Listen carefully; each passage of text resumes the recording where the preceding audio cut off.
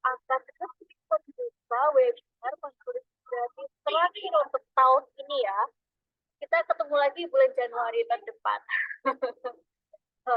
Selamat datang semuanya, selamat datang para penulis. Selamat datang writers dalam webinar menulis gratis. Kali ini kolaborasi antara Kak Tina dan Kak Tika. Jadi Tina Tika gitu guys, kayak film horor Spanyol. Oke, langsung aja nih, karena aku sudah memakan waktu banyak buat menjelaskan giveaway-nya tadi, aku pengennya langsung kita panggil Kak Tina. Halo Kak Tina, selamat malam. Halo Kak Tika, selamat malam teman-teman semuanya. Oke, sapa dulu dong Kak Tina lewat chat teman-teman. Selamat malam Kak Tina. Halo, halo everyone. Mana, coba cek. Mana nggak ada di sini. Halo Kak Tina. Oke, malam Kak Tina. Alright, udah semangat kan nungguin materi dari Kak Tina? Maka waktu dan tempat langsung saya persilahkan ke Kak Tina. Oke, makasih Kak Tika. Halo, selamat malam semua teman-teman. Di sini kita belajar bareng hari ini.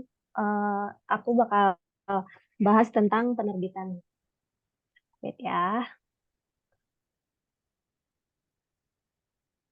tunggu. Aku siapin dulu ininya.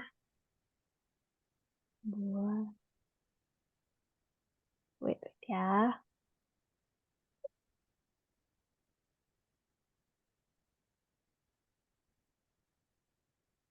Aku share screen ya, Mbak Tika. Nanti tolong cek apakah aman.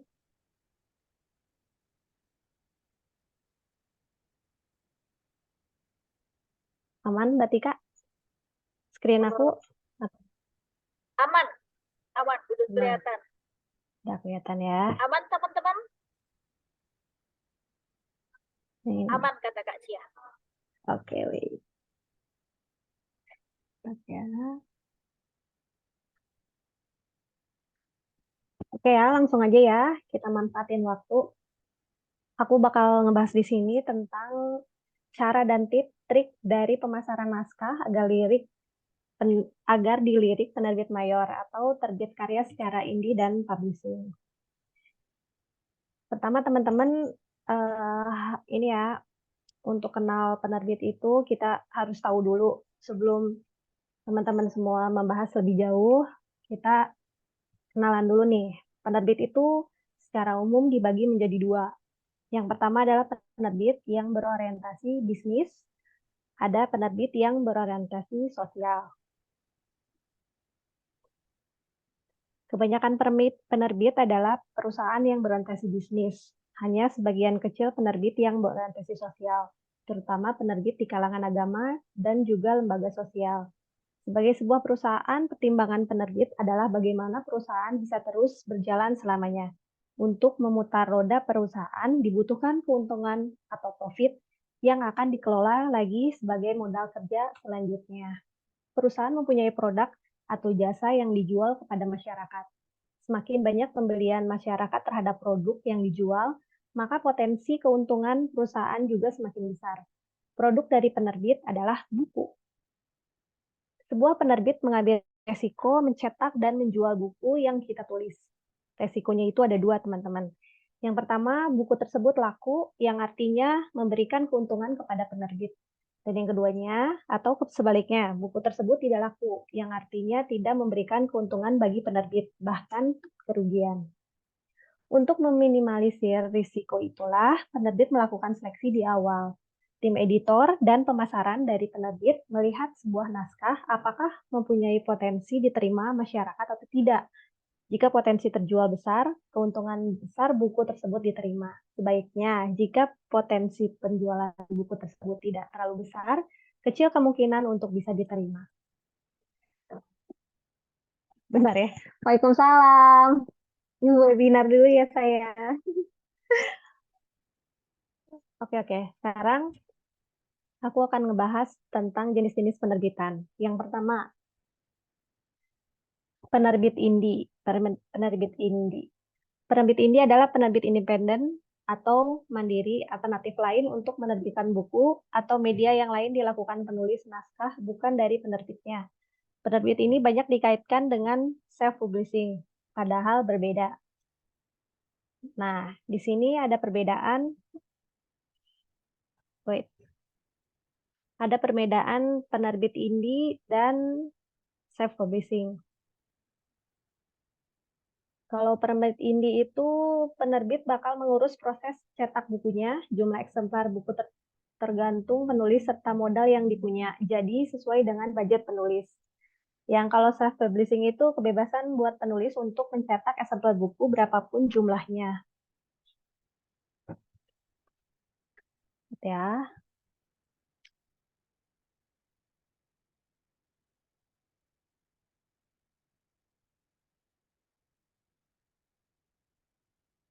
Halo Mbak Tika? Mbak Tika? Pak, Aman-aman? Mat kok masih kelihatan? Oke. Aku kalau ngomong sendiri tuh kayak ini. Jadi Oke, enaknya sih ngomongnya aku udah. temenin. Oke, Aku oke. temenin. Oke ya. Oke, tadi kan aku ngebahas soal perbedaan penerbit indie sama self-publishing ya. Aku juga di sini punya perbedaan dari penerbit indie dan mayor. Tapi aku baca dulu semuanya ya. Penerbit indie dikenal dengan proses yang cepat. Penulis tidak perlu menunggu naskah diseleksi dulu karena sebagian besar penerbit indie memang tidak perlu menyeleksi secara rinci sebuah naskah. Asalkan tidak membahas putar sara, biasanya naskah bisa langsung diproses selanjutnya. Nah, untuk selanjutnya kita bahas ini dulu. Hmm, mayor nanti deh aku bahas dulu yang indie sampai perbedaan penerbit mayor sama indie ya. Kan kalau tadi aku di sini bahas tentang perbedaan indie sama self-publishing. Sekarang indie sama mayor. Itu ada beberapa poin. Yang pertama, kalau dari segi biaya, kalau penerbit indie itu ada yang berbayar dan ada juga yang gratis. Kalau berbayar biasanya harganya sekitar 300.000 sampai 2 juta.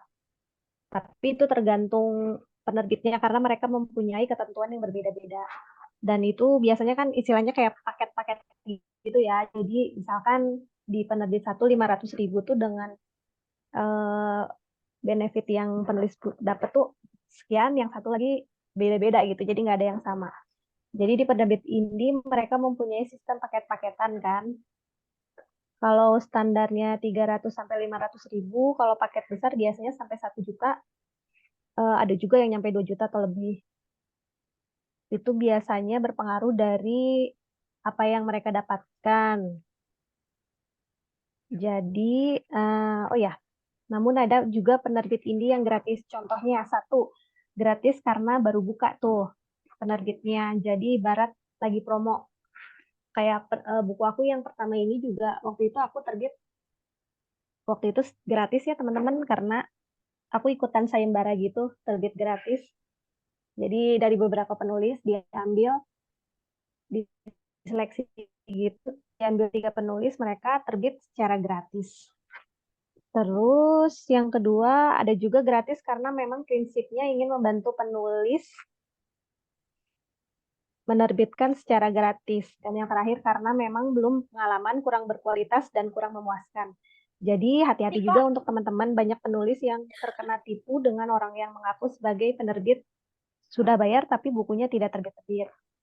Gitu. Kalau mayor, semua biaya dari penerbit, penulis tidak mengeluarkan biaya sepeser pun. Ini enaknya kalau di penerbit secara mayor. Terus Permisi Kak kalau Tina, iya, iya, iya. kayaknya slide-nya nggak ini deh, nggak geser. Enggak, kalau yang itu memang belum ada, Kak. Oh, Aku iya, iya. nggak ada di situ. Tadi ada Untuk yang jadi tanya kan tadi, soalnya. oke, oke. Iya teman-teman, kalau yang tadi kan memang aku bikin perbedaan dari indie sama self publishing nih. Nanti aku share juga ya yang itu ya. Oke. Terus ini aku ngomongin perbedaan dari yang indie sama mayor. Yang keduanya itu ISBN teman-teman. Kalau penerbit indie pasti ada ISBN jika penerbit itu sudah berpengalaman, tapi ada juga penerbit indie yang tidak punya ISBN. Antara memang masih belum mengerti mengurusnya, atau memang belum termasuk dalam paket yang di benefit yang diberikan. Kalau mayor, itu udah pasti ISBN udah ada, bahkan kalau kita punya peluang untuk diterbitkan ke luar negeri, karena kalau penerbit mayor pasti punya link untuk nerbitin di luar. Terus kalau naskah di penerbit indie tuh relatif semua diterima ya teman-teman. Mau tulisannya jelek dalam arti berantakan atau ya agak acak-acak gitulah. Dan juga yang pasti tidak mengandung unsur seks sara dan yang dilarang dalam tulisan. Kalau penerbit mayor, tidak semua naskah diterima karena ada proses seleksi penerbit mayor. Dan karena si penerbit mayor ini gratis, jadi penulis tuh nggak kena biaya apapun, maka jadi mereka tuh lebih selektif gitu ya.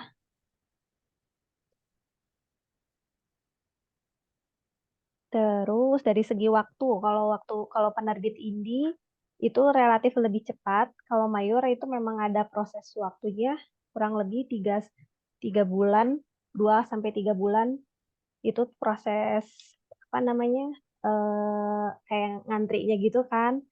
Belum nanti kalau ketika diterima bisa sampai 6 bulan atau bahkan lebih gitu. Terus, bentar ya, aku bahas yang mayornya dulu di sini deh. Penerbit mayor. Tugas penerbit akan melakukan sorting naskah yang dikirimkan oleh para penulis buku. Kemudian mengkaji dan meriset naskah itu hingga memasarkan ke jaringan toko buku yang dimilikinya. Nah, selain itu, yang membedakan dari penerbit mayor adalah segi biaya. Kalau penerbit indie itu menggunakan jasa layouter, editor, desainer, ada biayanya juga. Kalau di mayor itu semuanya ditanggung oleh penerbit. Nah, kalau self-publishing, teman-teman itu adalah mencetak buku sendiri tanpa bantuan penerbit, sehingga tanggung jawab ada di tangan penulis itu sendiri. Mulai proses menulis naskah, editing, desain cover, tata letak, permohonan ISBN, dan barcode di Perpustakaan Nasional RI juga sama penulis sendiri.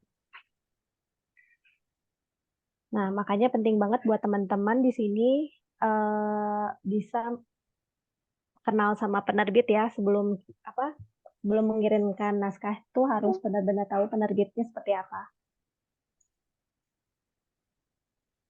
Nih, kita sebelum ke penerbit mayor ya, tadi masih ada beberapa poin perbedaan antara penerbit indie dan mayor. Yang ini jangan dulu dilihat ya teman-teman ya. Oke, sekarang ngomongin soal jumlah cetakan nih teman. Kalau misalkan cetak di indie itu biasanya disesuaikan sama pemesanan si penulis. Penulis mau nyetak berapa, itu bisa. Tapi biasanya ada minimal juga. Nah, kalau mayor itu biasanya sekali cetak itu naskah sekitar 2.000 eksemplar sampai 3.000 juga ada. Tapi biasanya kalau penulisnya sudah terkenal juga jumlahnya lebih dari itu. Terus perbedaannya soal kesuksesan penjualan nih. Kalau penerbit indie itu biasanya bukan nggak bisa sukses, tapi memang harus apa usaha si penulis itu sendiri, bagaimana cara dia memasarkan si bukunya tersebut. Kalau misalkan penerbit mayor sih biasanya mereka udah punya step-step sendiri untuk udah ada tahapan-tahapan sendiri untuk nerbitin dan memasarkan buku kita gitu. Kalau di mayor. Terus perbedaannya royalti ya teman-teman ya. Kalau di indie itu sekitar dulu tuh 15-25%, tapi sekarang tuh sekitar 10%. Tapi ada juga penerbit indie yang royaltinya untuk penulisnya sekitar 10%. Sebenarnya sama ya, mayor juga 10% teman-teman. Gitu. Cuman bedanya kalau di mayor itu relatif nggak sedapat segitu karena dipotong pajak juga sekitar 15%. Jadi lumayan, lumayan ada biaya-biaya. Nah, sekarang kita ke penerbit mayor. Aku minum dulu boleh ya guys? Boleh dong, Kak. Biar nggak kesel. Oke, sekarang kita ke penerbit mayor. penulis itu harus mempersiapkan 3 tahapan dalam mempersiapkan kematangan naskahnya yang akan dikirim ke penerbit mayor. Yang pertama ini adalah saya sebutnya konten. Apa itu konten? Itu seperti premis, sinopsis, karakterisasi, kelebihan naskah, dan kompetitor. Ini tuh maksudnya kayak, jadi harus benar-benar matengin dari poin-poin ini gitu. Jadi nggak bisa cuman sekedar naskah ditulis. Jadi harus punya sesuatu yang bisa ditonjolkan gitu. Jadi dimaksimalin dari sinopsisnya. Karena itu kan yang jadi yang bakal editor lihat ketika ngirimin naskahnya. Terus target pasar nih. Jadi kita harus tahu dulu ketika kita membuat masukin naskah ke mayor itu nih target usia, jenis kelamin, minat, tempat tinggal, tingkatan pendidikan, penghasilan itu seperti apa gitu. Karena kan nanti juga berpengaruh untuk kelanjutannya. Nanti aku kasih contoh ya habis ini cara ngirimin naskah di situ juga ada poin-poin ini. Oke, terus next-nya itu soal persona branding. Apa itu persona branding? Lebih ke profil singkat, siapa si penulisnya, terus buku apa aja yang udah terbit, tulisan yang pernah dimuat, atau penghargaan yang dimiliki oleh seorang penulis itu. Jadi ini mempengaruhi banget ya teman-teman, karena aku pernah eh, kayak sewaktu awal-awal nulis itu nyari di segala macam referensi dari buku, dari YouTube. Aku waktu itu pernah lihat YouTube-nya Alex Media itu editornya bilang, jadi poin-poin di antara yang lain-lain seperti naskahnya yang rapi atau naskahnya itu sendiri kelebihannya dan sebagainya itu dilihat juga siapa penulisnya gitu.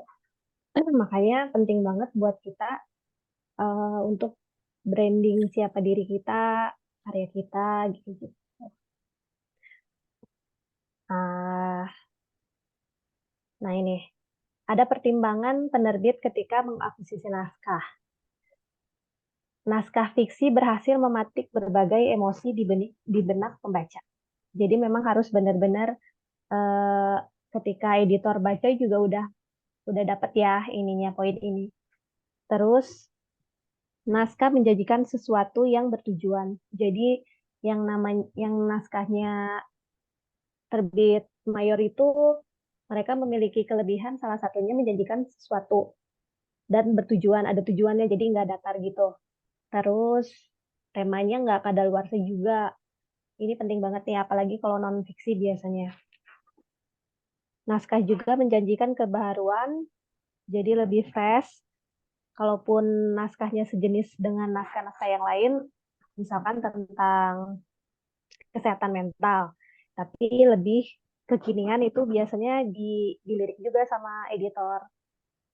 Terus segmentasi pembacanya jelas juga nih, bukunya untuk anak-anak, dewasa, atau untuk semua umur, itu juga mempengaruhi. Bab 1 menarik dan menjanjikan cerita yang seru. Pastikan seluruh konflik terselesaikan, semua tokoh penting bertumbuh, terus tokoh 3 dimensi, bukan tokoh yang datar. Jadi dari sisi manapun, penulis harus bisa memperlihatkan itu. Ending yang memuaskan, gaya menulis yang baik, penulis memahami EYD, keindahan bahasanya, tidak melanggar hak cipta orang lain, tidak menimbulkan masalah bagi penerbit ketika buku tersebut terbit. Thank you-nya nanti. Aku ada tips juga nih buat naskahnya tembus mayor. Ya,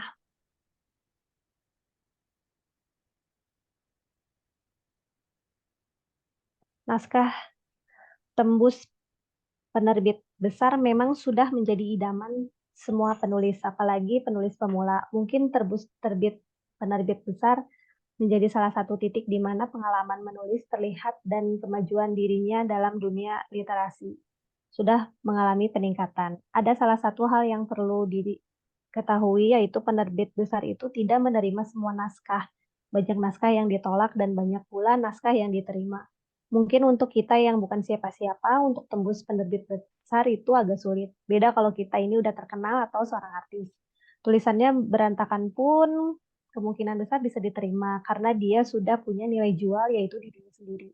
Sedangkan kita yang masih bukan siapa-siapa dituntut untuk mengkualitaskan tulisan agar bisa tembus penerbit besar dan buku bisa tersebar di seluruh toko buku di Indonesia bahkan di luar negeri. Kenapa penerbit hanya menerima naskah tertentu karena biaya percetakan mereka itu lumayan ya teman-teman. Walaupun penulis tidak mengeluarkan uang, tetapi memang jadi tanggung jawab penerbit karena sekali cetak itu kan sekitar taruhlah 2000 ya, 2000 eksemplar. Kalau dikalikan sama misalkan taruhlah 20.000 ya HPP-nya itu sekitar 60 juta untuk satu kali terbit naskah. Jadi ya lumayan. Makanya sebagai penulis harus bisa bekerja sama juga sama penerbit gitu. Terus naskahnya harus menjual kalau pengen masuk ke penerbit mayor. Terus apa lagi ya? Oh ya ini nih. Pilih penerbit yang sesuai. Jadi kalau misalkan bikin novel horor, dikirimkan ke penerbit Kolbu atau Erlangga, udah pasti kan ditolak karena kan gak nyambung gitu. Jadi ini hal-hal yang sepele, tapi makanya teman-teman tahu harus tahu karakter seperti apa naskah teman-teman dan penerbit yang bakal dikirimkan itu seperti apa. Oh ya ini satu lagi nih, naskah harus rapih karena ini ngaruh banget. Aku pernah ngobrol-ngobrol sama editor juga. Ternyata salah satu yang dilihat dari sebuah naskah itu kerapihan tulisan. Jadi sebelum kita jauh ke isi cerita dan sebagainya, kita harus belajar dulu dasar menulis gitu. Gimana tulisan yang rapih, yang enak dibaca itu seperti apa. Terus soal memperhatikan 10 halaman pertama dan terakhir. Jadi editor itu memang melihat 10 halaman pertama dan 10 halaman terakhir. Jadi udah kebaca nih kalau ceritanya bagus, jadi ending dan awalnya itu udah mencuri perhatian. Yang terakhir, ikuti prosedur. Setiap penerbit punya ketentuan, format, dan prosedur sendiri dalam menerima naskah dari penulis. Sebagai seorang penulis pemula yang masih bukan siapa-siapa, cobalah ikuti aturan yang penulis buat ketika hendak mengirim naskah. Karena hal tersebut juga akan membuat penerbit berpikir penulis ini termasuk orang yang suka membaca atau tidak, dan termasuk orang yang suka mengikuti aturan atau tidak. Jadi jangan seenaknya sendiri. Oke, kalau materinya sampai situ aja. Terima kasih banget Kak Nina, materinya sangat insightful deh ya. Jadi sekarang aku udah tahu perbedaannya antara mayor ini sama self-publish nih. Teman-teman pasti udah tahu juga kan akhirnya nih bedanya apa. Nah, aku tahu teman-teman masih banyak pertanyaan, tapi tunggu sebentar, aku mau share link absen dulu. Oke. Tunggu ya. Oh, tunggu ya.